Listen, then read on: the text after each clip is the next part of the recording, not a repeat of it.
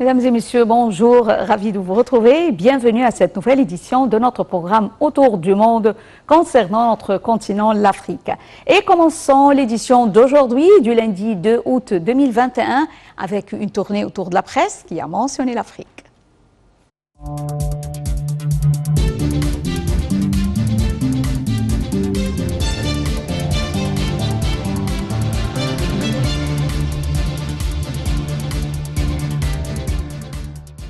Commençons notre revue de presse avec le quotidien La Croix où nous lisons « Le navire de secours en mer de SOS Méditerranée a sauvé entre samedi 31 juillet et dimanche 1er août 449 migrants qui se trouvaient sur des embarcations en détresse dans les eaux en large de la Libye. L'association assure avoir secouru plus de 30 000 personnes depuis février 2016. Samedi matin, l'Océan Viking a d'abord secouru 57 personnes à bord d'une embarcation pneumatique en détresse qui naviguait dans les eaux internationales au large de la Libye, précise SOS Méditerranée. Enchaînons notre revue de presse avec Le Monde. Près de 4 millions de doses de mécanisme COVAX qui visent à garantir l'accès des pays les plus pauvres aux vaccins sont arrivés en Afrique la semaine dernière en comparaison avec tout juste 245 000 doses envoyées par le mécanisme au cours du mois de juin. C'est ce qu'a déclaré la directrice du bureau africain de l'OMS, Organisation mondiale de la santé. Mais la route est encore longue car l'Afrique a pris beaucoup de retard par rapport au reste du monde en matière de vaccination. Quelques 21 millions d'Africains, soit à peine 1,6% de la population du continent, sont actuellement vaccinés. Et enchaînons notre revue de presse avec Jeune Afrique, où nous lisons Alassane Ouattara a reçu Laurent Gbagbo le 27 juillet. Entretien de 30 minutes qualifié de fraternel et cordial, ce dont attestent les images des photographistes main dans la main, de même que leur connivence et leur sourire lors du point de presse qui a suivi. Les deux ont fait l'assaut d'amabilité et aucune question n'est venue des journalistes comme tétanisés par la scène. L'actuel président veut-il ainsi rendre justice à son prédécesseur et lui redonner toute sa place de l'échiquier politique? Pas sûr, Ouattara avait déjà restauré Gbagbo dans les droits et pensions auxquels il est éligible en tant qu'ancien chef d'État pour un montant de plusieurs milliards de CFA. Et terminons notre revue de presse avec Africa News, d'où nous avons tiré cette nouvelle.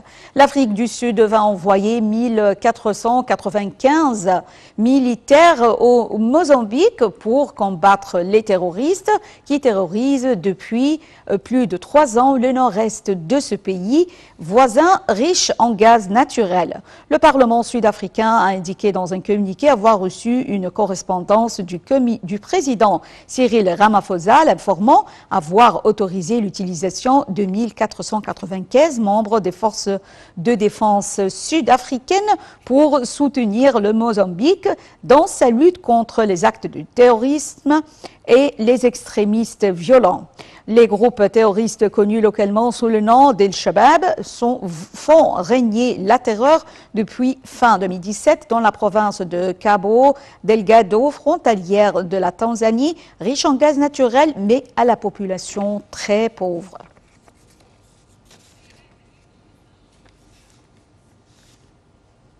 Deux députés tunisiens du mouvement islamo-nationaliste El Karama, qui s'est opposé au coup de force du président Kais Saïd et à la suspension du Parlement, ont été arrêtés dimanche, selon le chef de leur parti. Le président Kais Saïd a assuré vendredi qu'il n'y avait pas de peur à avoir concernant les libertés et les droits en Tunisie. Selon lui, les arrestations ne concernent que des personnes déjà poursuivies par la justice. Dalia Karam nous donne plus de détails. Alors que plusieurs arrestations ont fait polémique ces 3 derniers jours, 2 députés du mouvement islamo-nationaliste Al-Karama, un parti ultra-conservateur allié d'An-Nahda, ont été arrêtés dans la nuit de samedi à dimanche. Kais Saïd s'est octroyé les pleins pouvoirs le 25 juillet et a suspendu le Parlement en affirmant vouloir sauver ce petit pays du Maghreb rongé par des mois de blocage politique et un niveau pic meurtrier de Covid-19. En instaurant ce régime d'exception dénoncé par ses adversaires du parti An-Nahda comme un coup d'État, Kais Saïd a également levé l'immunité parlementaire des députés. Maher Zaïd et Mohamed Hafez sont en détention provisoire dans le cadre d'une enquête de la justice militaire, a expliqué sur Facebook le chef d'Al-Karama, Saif ad-Din Makhlouf. Mais aucune précision de la justice militaire n'a été publiée. Al-Karama compte parmi les partis qui dénoncent un coup d'État de la part du président Saïd. Vendredi, un député indépendant, Yassine Ayari, qui dénonçait aussi un coup d'État militaire, a été arrêté en application d'une condamnation à 2 mois de prison prononcée fin 2018 pour avoir critiqué l'armée, selon la justice militaire tunisienne. Son incarcération a suscité l'inquiétude d'ONG comme Human Rights Watch et Amnesty International. Face à ces arrestations, le parti Harak de l'ex-président de la République Monsef Marzouki a fait part dans un communiqué de sa profonde inquiétude. Cette formation, qui n'est pas alliée à An-Nahda à l'Assemblée, a condamné un glissement vers le règlement de comptes politiques et la répression des libertés, au contraire des assurances données par le chef de l'État. Face aux inquiétudes de voir le berceau des printemps arabes régresser vers l'autoritarisme, le président Saïd a assuré vendredi qu'il n'y a pas de peur à avoir concernant les libertés et les droits en Tunisie. Citant l'ex-président français Charles de Gaulle, il a assuré ne plus être en âge de devenir un dictateur. Selon lui, les arrestations ne concernent que des personnes déjà poursuivies par la justice. La communauté internationale se montre toutefois de plus en plus préoccupée. Samedi, les États-Unis ont exhorté la Tunisie à rapidement reprendre la voie de la démocratie.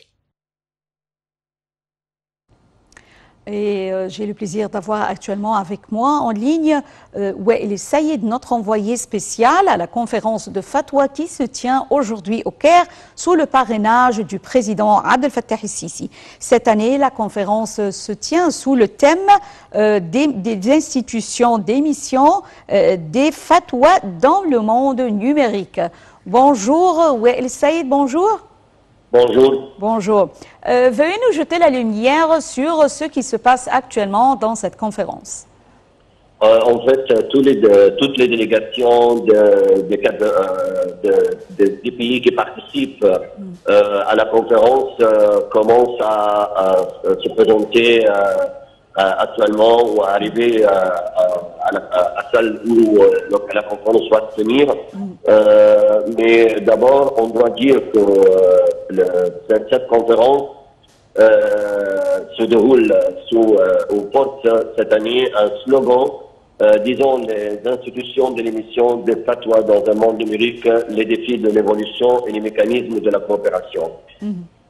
Concernant par exemple les objectifs de la conférence, c'est d'augmenter la sensibilisation dans les institutions de la fatwa et son impact sur la communauté, améliorer la performance des techniques numériques déjà suivies dans les institutions de fatwa ou avis jurisprudentiels et vulgariser son usage parmi les membres du secrétariat général des multiples institutions de fatwa dans le monde en entier. Commencer cette année-là, il y a au moins 45 pays du monde qui participent à cette conférence. Et il y a un nombre de pays, parmi les figures l'Arabie Saoudite, les Émirats Arabes Unis, l'Irak, le Nigeria, l'Ouganda, la Malaisie, la Russie, la Pologne, l'Australie et autres. Si on va dire aussi quels sont les thèmes qui seront débattus cette année dans cette conférence, on peut dire que les institutions de fatwa collective, la réalité et l'objectif, les institutions et fatwa à l'époque numérique, les défis qui envisagent le développement et les modèles de solutions. quand même, il est prévu que la conférence termine ses travaux avec une session de clôture qui renferme des activités, outre la déclaration du bilan final. Quand même, il y aura 3 ateliers qui seront tenus lors de la conférence portant sur le patois et l'ère numérique. Quand même, un moyen pour une réhabilitation de boursiers utilisant les techniques numériques.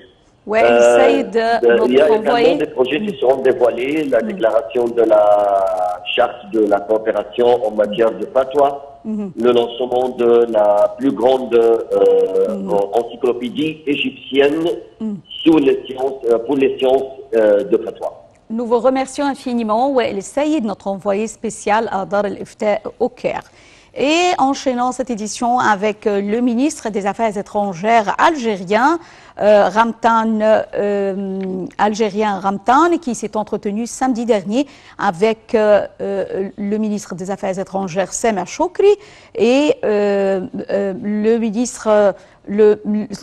ministre Ramtan, à l'issue d'une séance de pourparlers, il en a profité pour rappeler avoir confiance en la Tunisie, tout en affirmant suivre de près l'actualité du pays.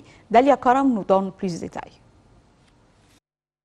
L'Égypte fait entièrement confiance à la sagesse et à la capacité de la direction politique en Tunisie, à sa capacité de gérer la situation, de répondre aux demandes et aux aspirations du peuple tunisien. C'est ce qu'a déclaré samedi le ministre des Affaires étrangères Sameh Choukri lors d'une conférence de presse commune avec son homologue algérien Ramtan Lamamra, à l'issue d'une séance de pourparlers au Caire. M. Choukri a ajouté que c'était une affaire interne tunisienne, comme l'avait dit le ministre algérien. Il a poursuivi que l'Égypte suivait avec grand intérêt ce que faisait l'autorité tunisienne afin d'accomplir la sécurité, la stabilité et la souveraineté de la Tunisie. Ramtan Lamamra a quant à lui évoqué le grand barrage de la Renaissance construit par l'Éthiopie. Il a exhorté les 3 pays à parvenir à un accord. Lamamra a détaillé que les relations entre l'Éthiopie, le Soudan et l'Égypte passaient par une étape critique. Il a rappelé que l'Algérie tenait à avoir une vue d'ensemble et à connaître les détails de cette question vitale, vu son importance pour les 3 nations, qualifiant de très important pour les 3 pays voisins de parvenir à des décisions satisfaisantes. La construction du barrage a débuté il y a 10 ans, tout comme les négociations. Pour l'Égypte, rien ne garantit que l'eau du Nil va continuer d'arriver en quantité suffisante pour les pays en aval dépendants du fleuve. Le ministre des Affaires étrangères, Sameh Choukri, et son homologue algérien, Ramtan Lamamra, ont affirmé la profondeur des relations de coopération liant les 2 pays dans les divers domaines et également la coopération commune sur les différentes questions d'intérêt commun. Et j'ai le plaisir d'avoir actuellement avec moi en ligne M. Raouf Ghafar, expert et analyste politique, qui va nous jeter la lumière sur cette rencontre. Bonjour M. Raouf Ghafar. Bonjour. Bonjour. Tout d'abord, quels sont les sujets qui ont été abordés lors de cette rencontre entre les 2 chefs de la diplomatie? Je pense que le premier sujet, c'était le sujet de Tunisie. Nous savons les événements qui prennent lieu maintenant en Tunisie. Et l'Algérie, c'est un pays de voisinage en première heure avec la Tunisie.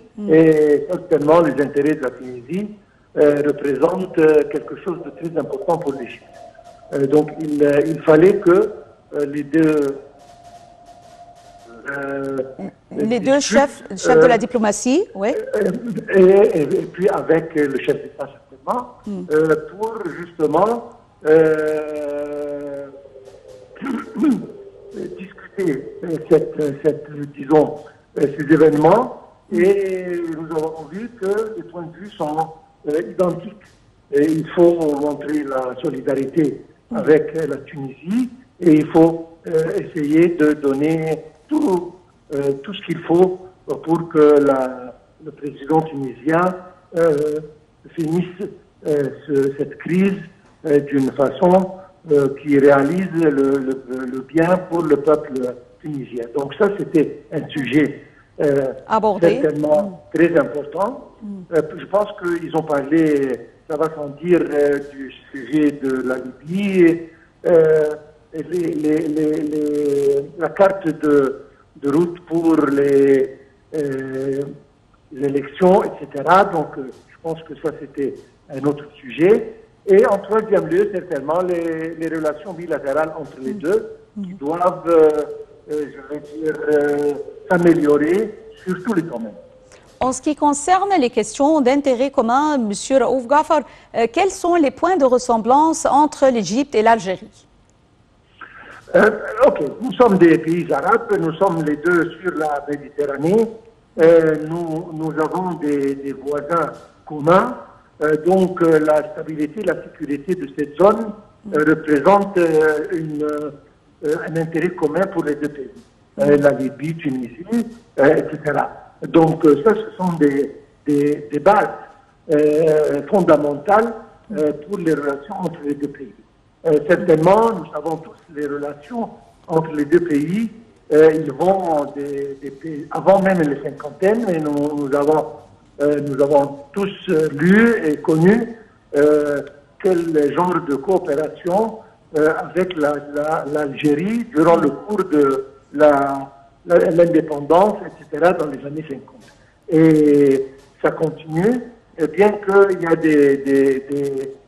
ça monte et ça descend, mais en principe, les relations sont très solides et doivent continuer. À mon opinion, les relations commerciales, économiques n'étaient pas au niveau et on doit justement améliorer ce genre de relations et augmenter les relations bilatérales et les bénéfices bilatéraux. Comment pourrons-nous améliorer les relations économiques, comme vous l'avez mentionné actuellement, M. Raouf Ghaffar? Nous parlons d'échanges. Il y a beaucoup de choses dont l'Algérie a besoin et l'Égypte peut fournir sur le plan produits agricoles, sur le plan produits industriels, etc. Et d'autre part, il y a des produits algériens qui peuvent être intéressants pour le marché égyptien, mais en principe, je pense que le chiffre n'est pas haut et on doit, à la rigueur, augmenter ce chiffre. L'Algérie représente un marché important pour les produits égyptiens et, à mon opinion, l'important c'est une fois que les relations politiques sont bien, tout va suivre. Monsieur Raouf Ghaffar, analyste politique, nous vous remercions infiniment pour ces explications. Et enchaînant avec l'Afrique du Sud, où une entreprise révolutionne l'accès à l'éducation dans les townships. Alors, Nubian Smart conçoit des applications mobiles qui proposent des solutions de qualité pour l'apprentissage scolaire des enfants. Plus de détails dans ce commentaire. L'idée derrière Nubian Smart était de trouver des moyens d'introduire des jeux mobiles éducatifs qui répondraient aux besoins socio-économiques des parents des townships et des zones rurales. Donc, ce que nous faisons, c'est que nous envoyons les ambassadeurs de la marque avec des appareils qui sont préchargés avec notre application. Nous faisons cela parce que les écoles dans lesquelles nous travaillons ne veulent pas ajouter la charge d'acheter des appareils pour qu'ils puissent utiliser notre application. Donc, nous apportons nos propres appareils et quand il arrive, il s'assure que chaque enfant joue réellement. Nos applications ne nécessitent pas de connexion Internet pour que l'apprenant puisse les utiliser. C'est ce qu'a déclaré Lunjil Mai, la fondatrice de Nubian Smart. Pour quelqu'un qui utilise un appareil au quotidien, on a tendance à oublier le concept de la différence qu'il fait dans notre vie. Mais lorsque vous l'apportez à quelqu'un qui ne le voit pas tous les jours, qui n'y a pas accès et que vous lui faites découvrir, vous lui ouvrez un tout nouveau monde, a ajouté l'une des animatrices de l'application Numath Kids. Alors que cette application commence à prendre de l'ampleur dans la communauté, l'avenir de ces enfants semble plus prometteur. Mesdames et messieurs, fin de cette édition de notre programme Autour du monde concernant l'Afrique. Merci pour votre fidélité à Nile TV International. Bonne journée.